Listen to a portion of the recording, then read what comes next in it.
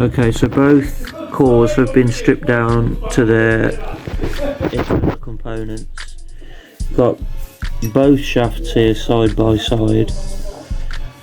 You can see this scoring here, quite deep scoring, and here, and the same on the large shaft here and here.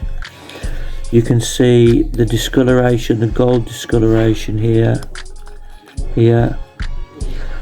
There's some contaminated oil, just residue left on the back of these piston rings where it would seal into the bearing housing.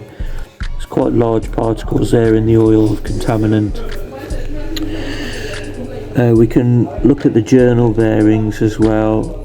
They're scored on the inside and the outside, which if they're scored on the outside as well is that's advanced stages of oil contamination.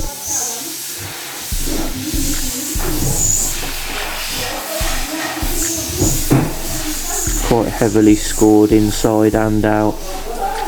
So cause of failure is oil contamination.